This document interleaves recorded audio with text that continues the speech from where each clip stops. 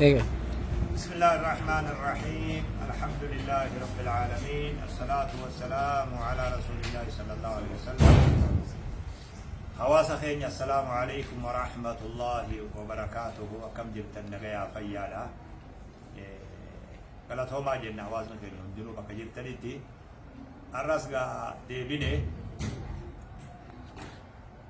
أرى أنقفا رموت بيلوي أنقفات ندرا بيلا ويرنا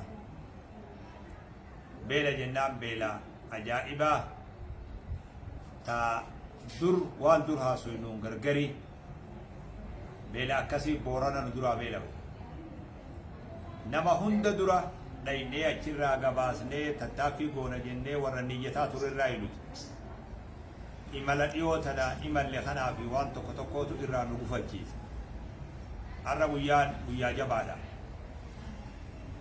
akka gaafa harargeen bahaa fi dhiha gammoojjiin aanaan meeqa beelawe tattaaffii goone sanirrallee jabaadhaarra hawaasni sun hundi nama lallabuuf qaba. Hawaasni kun immoo akkasii miti. Hawaasni booranaa nama hunda bira jabaadha, kabajaa qaballee ulfina qaballee. Raaddi booranaa tashanyii isii fuudhanii ummata haraabsaa turan sun har'a raadasanii dhumaa jira. Gaallansanii dhume, horiisanii dhume, namaa gara namaa sodaachise, namaa beelawe, namaa rakkate. Kanaaf isinitti waa lallabuu barbaade, harki citu garaan cita jedhan. Deddeebilleen isinitti heddummaatti. Ammoo Rabbiin asuma keessa barakaa isinii kaa'e. Jiilli gaafa san harargee bahaa fi dhiha deemaa turre sun nama muraasaan nurraa hafe malee har'as wal bira jirra. Waan gaafa san nu barsiiftan san har'a waan xiqqoon argamtullee har'a barakaa namni hundi raaree sanii mul'atee jira. Namoonni adda addallee bakka sanirraa waan xiqqoo qabu fudhatee bishaanillee fudhatee kanama obaasaa jiruu jira. Namuu humna qabuun biyya tana keessattillee labsii godhame, akka mootummaattillee labsame, akka dhimma islaamattillee labsame. Ummata san lubbuu isaanii haa baraarru waan jiru. Iyya tana isinitti dabarsuudhaaf har'a guyyaan bakka jirtan hundarraa hawaasa keenya akkuma dur wal beeynu sanitti akkaawuntii teenya taa nama sadiin irra hojjetaa turre anaa fi Umar na bira taa'uu fi Ustaaz Heydar gizee hedduu hawaasa keenya irratti gargaaraa turre. Akkaawuntii sana asirratti isinii maxxansina. Namuu bakka jirtan irraa akka tattaaffii gootan isin yaadachiisa. Isinillee hittillee humna hubachiif. Keessaawu hawaasni keenya hariyaadha. Haduru waan kana eegaltan duruu garillee jaartanii jirtan. Ummanni dafee dhaqqaboo lubbu dhaqqab ka dafee dhaqqabu hawaasa riyaad waan eegaltan san itti fufaa. Waan gaafatti ummanni baay'ilama seene sanillee karaa sheekha keenya Sheekh Jamaal Muusatii fi karaa Shamsuddiinii fi nama isaanii wajji jiruun waan ummanni baay'ilama seene sanillee akka daddaffiin nu qopheessan. Ramadaana kana duratti hawaasa san ziyaaruu feene. Har'a hanga ganaa namni horii magaalaa geessee gurgurullee ni eeggannu, hanga midhaan gurguranillee ni eeggannu. Har'a wama keeshaa qabdan barbaanna. Hanga ganaa nu bilcheessanillee mi waan keeshaa qabdan barbaanna inshaallahu ta'aalaa. Akkasumatti namni keenya bakka hunda jirtan akkuma dur godhaa jirtan san akkuma sanitti itti fufaa. Ummata booranaa bira haa dhaabbannu, bishaan haa obaafnu, nyaata haa nyaachifnu, lubbuu isaanii haa baraarru isiniin jenna. Galatoomaa jazaakumullahu khairan. Inshaallah nuti gargaarsa keessan san fuudhee kutaa booranaa keessa naannoo keessa deemee qoodu isin agarsiifna yoo Rabbi fedhee akkuma amma dura wal barsiifne. Jazaakumullahu khairan. Wassalaamu alaikum wa rahmatullahi wa barakatuhu. Uleysikhiyya Umar waan itti dabaluu laala.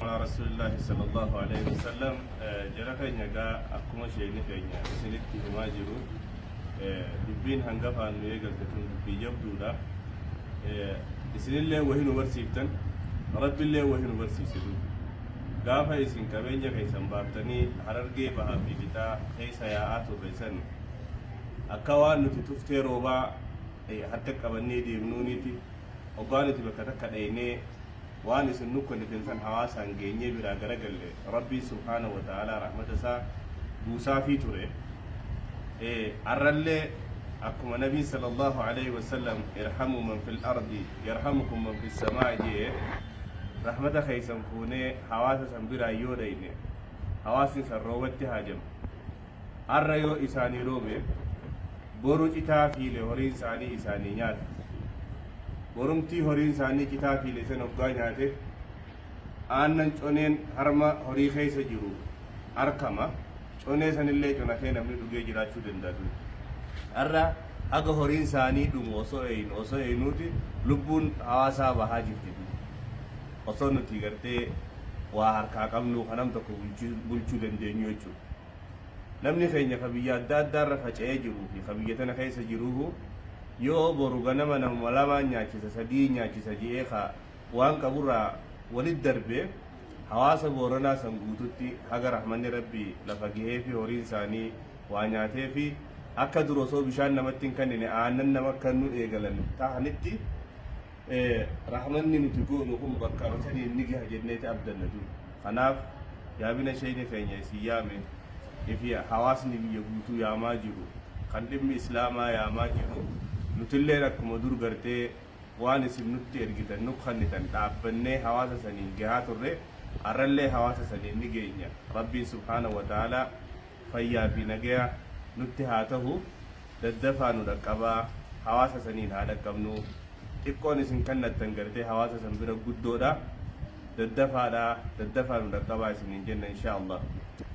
Nabiin sallallahu alaihi wasallam cufuma guyyaa gartee aduun keessa baatu kana hunda malaayikaa lamaatu bahaa jee bu'a malaayikaan lamaan buutu du'aayi gooti yookaasif gooti yookaasiif gooti duba du'aayi maal jetti Allahumma a'ti munfiqan khalafaa yaa rabbi nama waa kannatu bakka buusiif jetti duba waan inni kannate bakka buusiif wama anfaqtum min shay'in فهو يخلفه ربي بكنا ما أبوه دوبا ربي بالله سينه ملاكان تكدواي سيقوت يا ربنا ما خنا تخنيته خنا ربي خنا قرتي تيسنتنا بدي تتنا أولي ربي سبحانه وتعالى كتاب الله ده ملاكان تنمو اللهم أعطي ممسكا تلفا نما قرتي هن خنا النوا قبيه يبي سوقرتي خسارة بكبوسي علاقة بكبوسي جتة تكادتي سيب كادتي بو sikkaratti guyyu malaayikaan bu'aa jirti.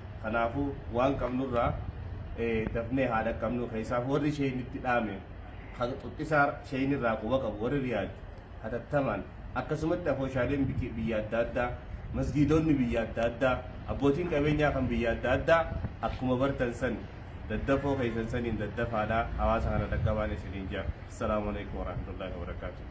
Alaikum salaam. Jazakumullahu khairan jennee